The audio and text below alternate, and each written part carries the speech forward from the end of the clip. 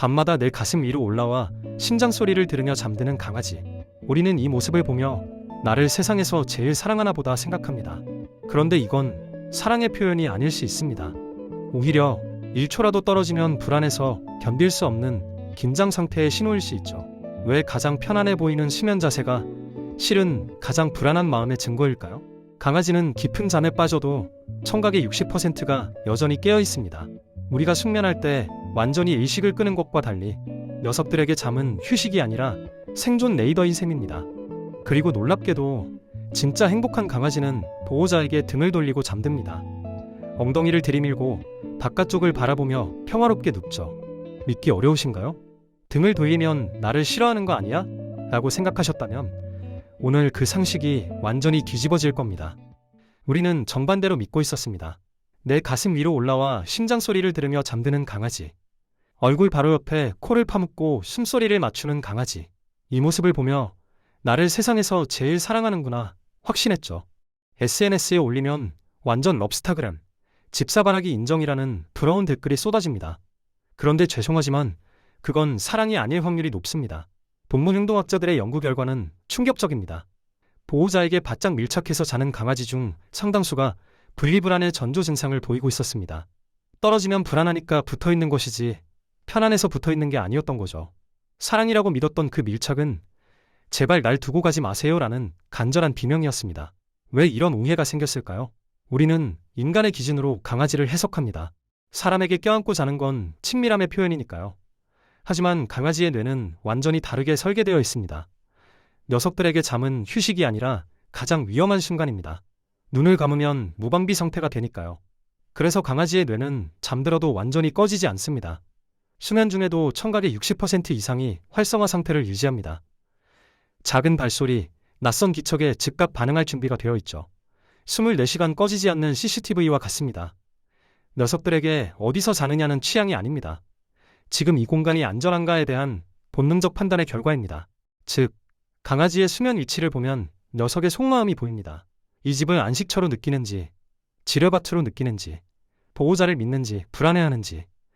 녀석은 매일 밤 온몸으로 메시지를 보내고 있었습니다. 우리만 못 읽고 있었던 거죠. 그렇다면 내 품에 파고드는 강아지 말고 다른 위치에서 자는 강아지들은 무슨 말을 하고 있는 걸까요? 특히 문 앞에서 자는 강아지. 그 녀석은 충직한 경비견이 아닙니다.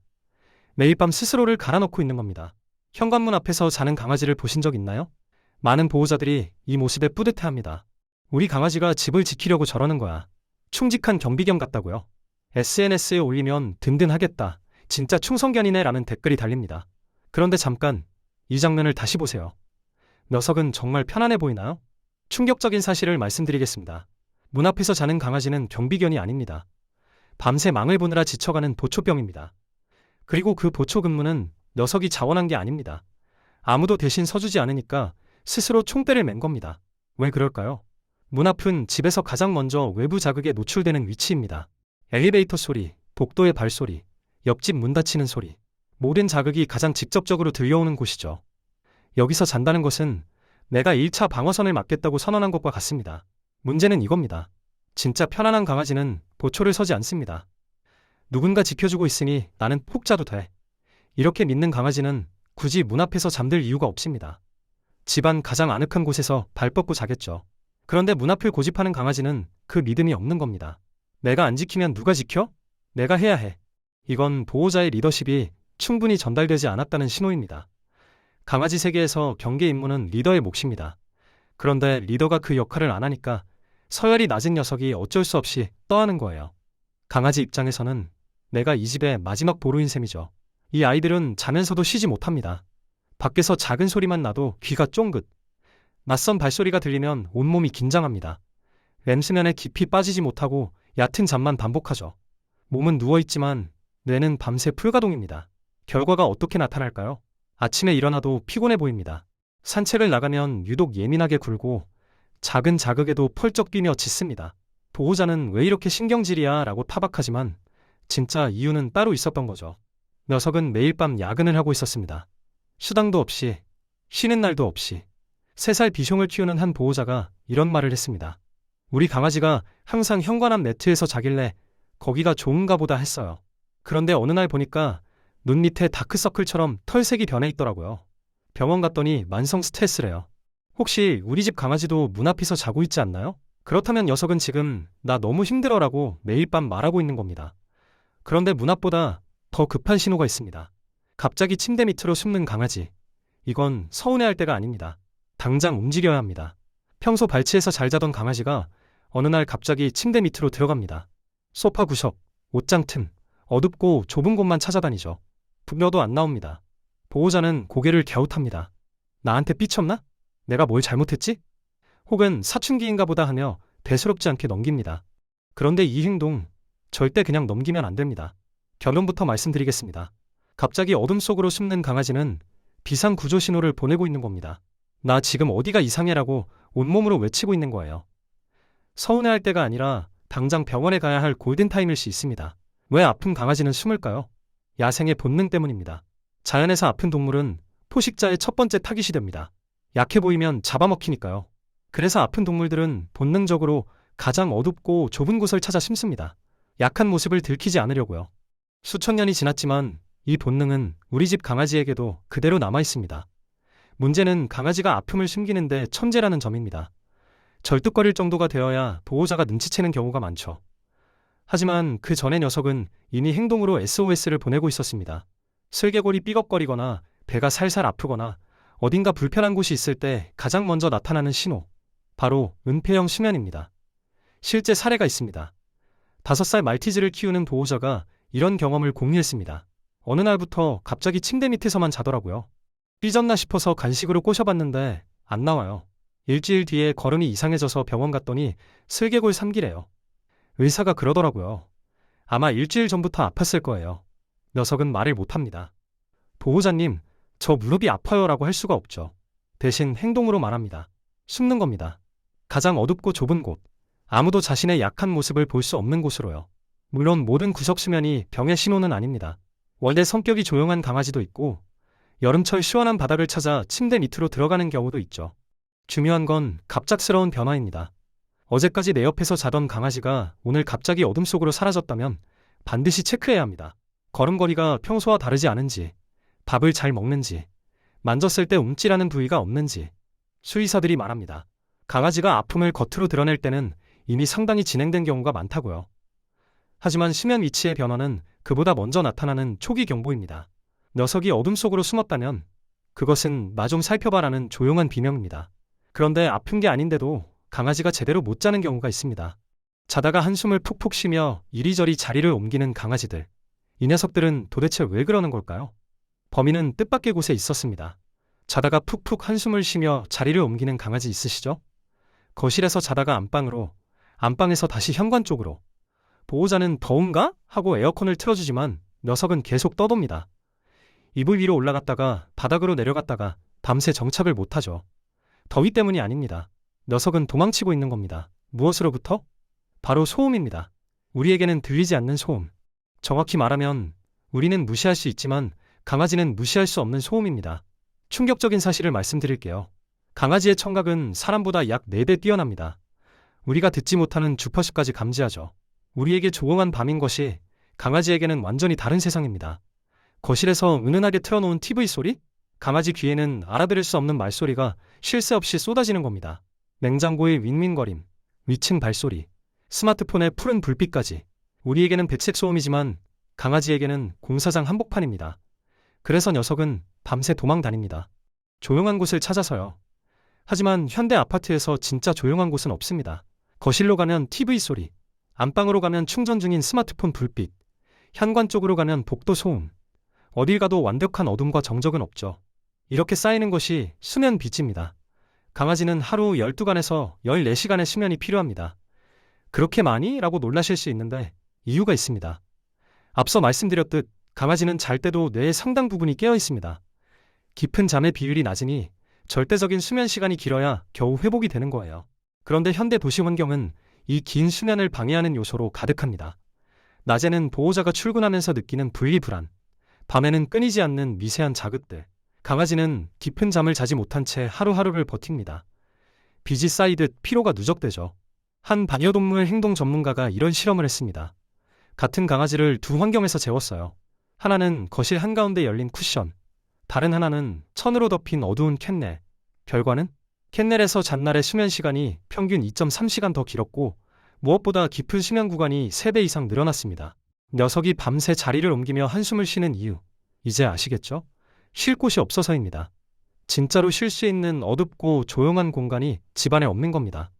그리고 이 수면빚이 쌓이면 우리가 상상하지 못한 방식으로 폭발합니다. 짖습니다. 물어뜯습니다. 으르렁거립니다.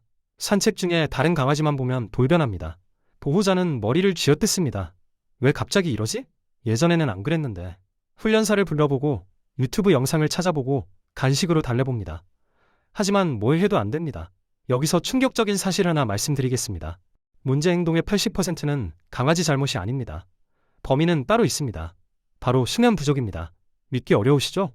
하지만 생각해보세요. 우리도 며칠 제대로 못 자면 어떻게 되나요? 사소한 말에 버럭 화가 나고 평소 같으면 넘길 일에 눈물이 터지고 집중이 안 되고 온 세상이 짜증납니다. 강아지도 똑같습니다. 아니, 더 심합니다. 녀석들은 왜 자신이 예민한지 이해할 수조차 없으니까요. 수면빚이 쌓이면 가장 먼저 무너지는 건 감정 조절 능력입니다. 뇌에서 충동을 억제하는 영역이 제대로 작동하지 않아요. 평소에는 무시하던 자극에도 과잉 반응합니다. 초인종 소리에 미친 듯이 짖고 산책 중 마주친 강아지에게 으르렁거리고 보호자 손을 물기도 합니다. 우리 강아지가 갑자기 공격적으로 변했어요. 이런 상담을 받으면 행동 전문가들이 가장 먼저 묻는 게 있습니다. 잠은 잘 자나요? 대부분의 보호자가 어리둥절해합니다. 잠이요? 그게 무슨 상관이에요? 그런데 상관이 있습니다. 아주 많이요. 면역력도 떨어집니다. 깊은 수면 중에 몸은 손상된 세포를 복구하고 면역 시스템을 재정비합니다. 이 시간이 부족하면 방어막이 약해지죠. 피부병이 자주 생기고 감기에 잘 걸리고 작은 상처도 안 났습니다. 요즘 왜 이렇게 병원을 자주 가지? 의아해하지만 원인이 수면에 있을 수 있다는 건 모릅니다. 분리불안도 악화됩니다. 잠을 못 잔 강아지는 더 불안해지고 불안해지면 보호자에게 더 매달립니다. 보호자가 화장실만 가도 낑낑거리고 출근할 때마다 울부짖습니다. 분리불안 교정 훈련을 해봤자 효과가 없어요. 근본 원인인 수면 문제가 해결 안 됐으니까요. 악순환은 계속됩니다. 수면 부족, 불안 증가, 얕은 잠, 더 큰 불안, 짖음, 공격성, 과잉 흥분, 파괴 행동. 보호자가 문제 행동이라고 부르는 것들의 대부분이 이 악순환에서 나옵니다. 한 보호자의 이야기입니다. 2살 슈나우저가 갑자기 사나워져서 행동 교정 전문가를 찾아갔대요. 3개월간 훈련을 받았는데 차도가 없었습니다. 그런데 전문가가 마지막으로 한 가지를 바꿔보라고 했어요. 캔넬에 천을 덮어서 완전히 어둡게 해주세요. 2주 뒤 으르렁거림이 절반으로 줄었습니다. 한 달 뒤 거의 사라졌고요. 문제견이라고 불리던 그 강아지, 사실은 그냥 잠이 부족했던 겁니다. 그렇다면 반대로 충분히 자고 완전히 안심한 강아지는 어떻게 잘까요? 여기서 가장 큰 반전이 나옵니다. 지금까지 불안한 강아지, 아픈 강아지, 지친 강아지의 수면을 봤습니다. 이제 정반대 이야기를 해볼게요. 진짜 100% 행복하고 완벽하게 안심한 강아지는 어떻게 잘까요? 대부분의 보호자가 이렇게 대답합니다. 내 품에 파고들어서 자는 거 아니에요? 얼굴 보면서 자는 거요. 하지만 동물 행동학자들의 연구 결과는 정반대입니다. 진짜 편안한 강아지는 보호자에게 등을 돌리고 잠듭니다. 뭐라고요? 등을 돌린다고요? 처음 들으면 서운합니다. 그건 나를 무시하는 거 아니야? 싫어하는 거 아니야? 하지만 잠깐요. 동물의 세계에서 이것이 무슨 의미인지 생각해보세요. 동물에게 등은 가장 치명적인 약점입니다. 얼굴 쪽은 눈이 있으니 위험을 볼 수 있죠. 하지만 등 뒤에서 무슨 일이 일어나는지는 알 수 없습니다. 야생에서 등을 보인다는 것은 목숨을 상대방에게 맡긴다는 뜻입니다. 절대적인 신뢰 없이는 불가능한 행동이에요. 강아지가 당신에게 엉덩이를 들이밀고 바깥쪽을 바라보며 잠들었다면 이런 의미입니다. 나는 당신이 내 뒤를 지켜줄 거라고 믿어요. 내가 완전히 의식을 잃어도 당신은 절대 나를 해치지 않을 거예요. 당신은 내 세상에서 가장 안전한 존재예요. 이것이 강아지가 할 수 있는 최고 등급의 사랑 고백입니다. 배자로 드러누워 배를 하늘로 향하고 자는 것도 마찬가지입니다. 배는 강아지에게 가장 연약한 부위예요. 갈비뼈가 없어서 내장이 그대로 노출되는 곳이죠. 이 부위를 훤히 드러내고 내 발을 쭉 뻗어 잔다? 이건 경계 모드가 완전히 꺼진 상태입니다. 이 집에는 어떤 위협도 없어. 나는 완벽하게 안전해. 녀석이 도달할 수 있는 가장 깊은 이완의 상태입니다. 반면 보호자에게 바짝 붙어서 자는 강아지를 다시 보세요. 얼굴을 보호자 쪽으로 향하고 몸을 웅크린 채 잠듭니다. 이 자세에서 강아지는 보호자를 계속 모니터링할 수 있어요. 언제 일어나는지, 어디로 가는지 감시할 수 있죠. 이것은 안심이 아닙니다. 경계입니다. 당신이 사라지면 어떡하지? 라는 불안의 표현이에요. 같은 행동이라도 방향이 다르면 의미가 완전히 달라집니다.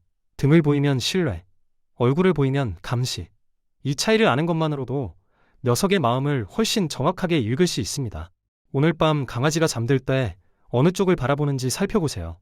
당신에게 엉덩이를 보이고 평화롭게 자고 있다면 축하드립니다. 당신은 녀석에게 세상에서 가장 믿을 수 있는 존재로 인정받은 겁니다. 그보다 큰 사랑 고백이 어디 있을까요? 하지만 아직 녀석이 당신 얼굴을 바라보며 웅크려 잔다면 걱정 마세요. 바꿀 수 있습니다. 지금부터 구체적인 방법을 알려드리겠습니다. 여기서 가장 어려운 이야기를 해야 합니다. 솔직하게 말씀드릴게요. 강아지의 수면 문제를 해결하려면 보호자가 먼저 욕심을 내려놓아야 합니다. 따뜻한 강아지를 품에 안고 자는 것. 솔직히 보호자에게도 엄청난 위안입니다. 하루의 피로가 녹는 것 같고 세상 걱정이 사라지는 것 같죠. 그 체온, 그 숨소리, 심장 뛰는 느낌. 중독성이 있습니다. 하지만 질문 하나 드릴게요. 그게 정말 녀석을 위한 건가요? 아니면 나를 위한 건가요?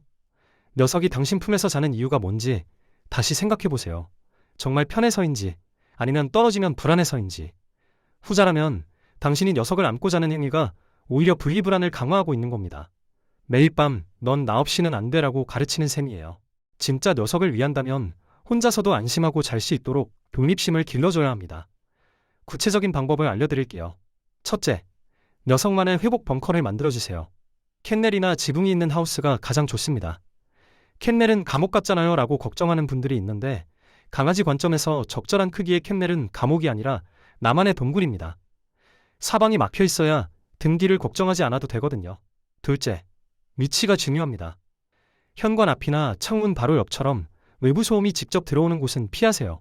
집에서 가장 조용하고 사람들의 동선에서 살짝 벗어난 구석이 좋습니다. 거실 한가운데는 사방에서 자극이 들어오니까 최악이에요. 셋째, 어둠을 만들어주세요. 강아지도 멜라토닌이 분비되어야 깊은 잠에 빠집니다. 밤새 TV 불빛이 깜빡거리고 스마트폰 화면이 번쩍거리면 멜라토닌 분비가 방해받아요. 캔넬 위에 얇은 천을 덮어주기만 해도 효과가 있습니다. 처음에는 낑낑거릴 겁니다. 캔넬에 들어가기 싫다고 버틸 수도 있어요. 이때 마음이 약해지면 안 됩니다. 간식과 칭찬으로 긍정적인 경험을 쌓아주세요. 여기 들어가면 좋은 일이 생겨라고 가르치는 거예요. 꾸준히 하면 녀석은 점점 그 공간을 자신만의 안식처로 받아들입니다. 그리고 마법 같은 일이 일어납니다. 깊은 잠을 자기 시작하면 예민함이 줄어듭니다.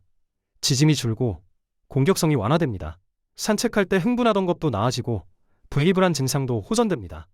행동 전문가들이 말하는 문제 행동의 80%가 사라진다는 게 과장이 아니에요. 한 보호자가 후기를 남겼습니다. 처음에는 저도 불안했어요. 매일 안고 자다가 갑자기 캔넬에 넣으려니까. 근데 4주쯤 지나니까 녀석이 먼저 캔넬로 들어가더라고요. 그리고 아침에 일어났을 때 표정이 달라요. 진짜 푹 잔 얼굴이에요. 내 품을 떠나보내야 비로소 녀석이 건강해집니다. 이것이 진짜 사랑입니다.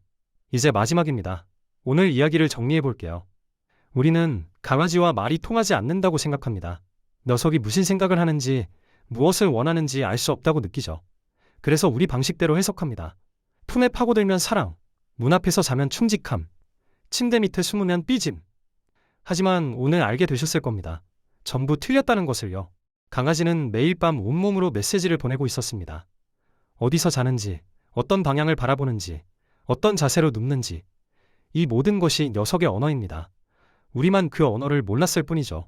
문 앞에서 자는 강아지는 나 혼자 지켜야 해서 힘들어 라고 말하고 있습니다. 어둠 속으로 숨는 강아지는 나 지금 어디가 아파 라고 신호를 보내고 있죠. 밤새 자리를 옮기는 강아지는 쉴 곳이 없어 라고 호소하고 있습니다. 보호자에게 바짝 붙어 자는 강아지는 떨어지면 불안해 라고 조용히 외치고 있어요. 그리고 보호자에게 등을 돌리고 평화롭게 잠든 강아지는 이렇게 고백합니다. 당신은 내가 세상에서 가장 믿는 존재예요. 내 등을, 내 목숨을 맡겨도 괜찮은 사람이에요. 핵심은 이겁니다. 강아지의 수면 위치는 취향이 아니라 심리 상태의 바로미터입니다. 녀석이 이 집을 얼마나 안전하게 느끼는지, 보호자를 얼마나 신뢰하는지, 몸과 마음이 건강한지를 가장 솔직하게 보여주는 지표죠. 어쩌면 진정한 사랑은 품에 안고 자는 것이 아닐지도 모릅니다. 녀석이 혼자서도 편안하게 잠들 수 있도록 안전한 공간을 만들어주는 것. 그래서 언젠가 녀석이 당신에게 등을 돌리고 평화롭게 잠드는 날, 그때 비로소 아, 내가 잘하고 있구나 라고 말할 수 있을 겁니다. 오늘 밤 불을 끄고 누웠을 때 강아지가 어디로 가서 눕는지 가만히 지켜봐 주세요. 녀석은 아무 말도 하지 않지만 온몸으로 당신에게 진심을 이야기하고 있습니다. 그 메시지를 읽어줄 수 있는 사람은 오직 당신뿐입니다. 우리 강아지는 오늘 밤 어디서 어떤 자세로 자고 있나요? 댓글로 녀석의 수면 위치와 자세를 남겨주세요. 어떤 심리 상태인지 제가 직접 읽어드리겠습니다. 오늘 이야기가 여러분과 강아지 사이에 보이지 않는 언어를 이해하는 작은 실마리가 되었기를 바랍니다. 우리는 이렇게 매일 조금씩 더 좋은 보호자가 되어가고 있어요. 내일은 오늘보다 녀석의 마음을 조금 더 알아챌 수 있을 겁니다. 지칠 때 언제든 쉴 수 있도록 다음 이야기도 따뜻하게 준비해두겠습니다. 우리 다음 영상에서 만나요.